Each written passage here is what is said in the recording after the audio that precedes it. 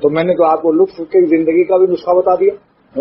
اور ساتھ ساتھ یہ بھی کہ اللہ فرماتے ہیں اللہ پاک کہ اگر مجھے چھوڑا اور تم کو دنیا نے دھوکہ دیا اور تم نے میری یاد سے اعراض کیا اور غفلت کی زندگی گزاری فَإِنَّ لَهُ مَعِيشَةً ضَنكًا، تو میں تمہیں دنیا میں بھی چین سے نہیں رہنے دوں گا، کیونکہ میں دنیا کا بھی مالک ہوں آخرت کا بھی، دونوں جہان میرا ہے. میں اپنے نافرمانوں کو دونوں جہان میں بے چین رکھوں گا. قرآن کا ہے یہ تو آیتیں میں قرآن کی پڑھ رہا ہوں.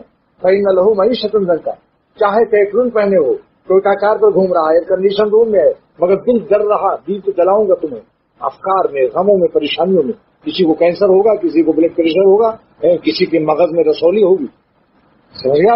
ایسی ایسی بیماریاں اللہ کے اختیار میں ہیں، چین سے نہیں رہے. اور اگر اللہ کو یاد رکھو انشاءاللہ ٹاٹ اور بوریوں پر چین سے رہو گے.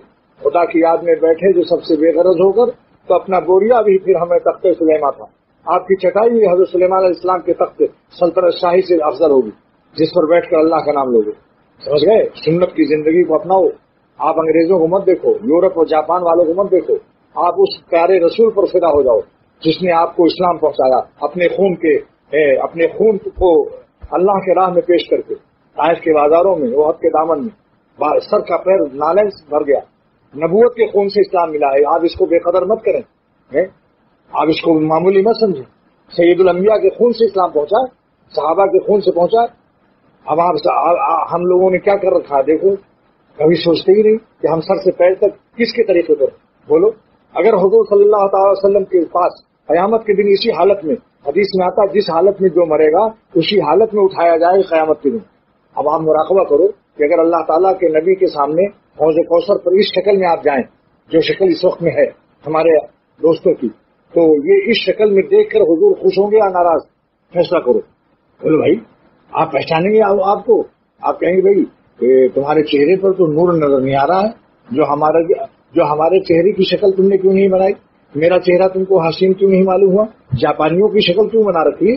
اگر اللہ کے رسول پوچھ لیں کہ تم کو میرے چہرے سے کیوں نہیں کشش ہوئی، تم نے کس کو خوش کیا؟ بولو بھائی، سر سے پیر تک دیکھیں گے، پہچاننے کے لیے کچھ تو ہونا چاہیے. لہٰذا اس کو معمولی بات نہ سمجھو، آہستہ آہستہ اپنی زندگی میں انقلاب لاؤ. مردانہ وار تو یہ ہے کہ فوراً لاؤ، لیکن اگر اس کا اندیشہ ہو کہ جوش میں آ کر بعد میں پھر کہیں منڈا دیں تو اس سے بہتر یہ ہے کہ ذرا آہستہ آہستہ قوت پیدا کرو، ارادہ کرو، اللہ سے دعائیں کرو. بس ہم تو کہتے ہیں کچھ مت سوچو، کچھ ارادہ ہی مت کرو، بس صحبت میں رہو. دیسی آم کچھ ارادہ نہ کرے، لنگڑے آم کے پاس رہے، بغیر کسی محنت کے وہ لنگڑا آم بن جائے.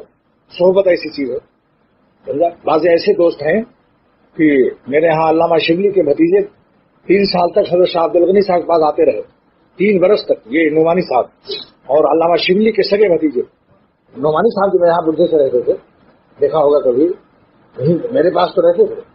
علامہ شبلی کے سگے بھائی جج تھے، جنہیں ان کے بیٹے تھے. تو وہ 3 سال تک شاہ عبد الغنی صاحب رحمۃ اللہ علیہ کے پاس آتے جاتے تھے، اور داڑھی منڈی ہوئی، نوشے کو اور سگریٹ پی رہے، مگر آتے جاتے تھے 3 برس تک. اور حضرت نے کبھی ان سے نہیں کہا کہ داڑھی رکھو. 3 سال کے بعد اچانک وہ غائب ہو گئے، آنا جانا بند.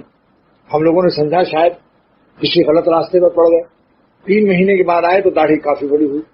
حضرت نے پوچھا کیوں نہیں آئے؟ میں نے کہا ذرا کچھ بڑی ہو جائے تب لے کے چلو. تو حضرت نے مجھ سے فرمایا کہ اس شخص کی 3 سال تک دعا مانگی میں نے، ان سے تو نہیں کہا کیونکہ مزاج کڑوا ہے، کہتا تو بھاگ جاتا یہ، لہذا اس کے لیے 3 سال تک میں نے دعا مانگی.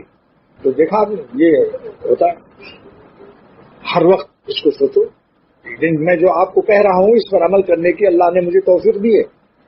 یہ تمام عمارت، میرے بال بچے، ٹیلی فون، لیکن اختر یہ سوچتا ہوں میرے پاس ہزار مریدین، احباب، علماء، محدثین بیٹھتے ہیں، لیکن میں دل میں سوچتا ہوں کہ جس وقت میرا جنازہ اترے گا تو میرے ساتھ میرا مظہر بھی نہیں جائے گا اور منظر بھی نہیں جائیں گے، میرے دوست بھی نہیں جائیں گے، تنہا مجھے دفن کریں گے.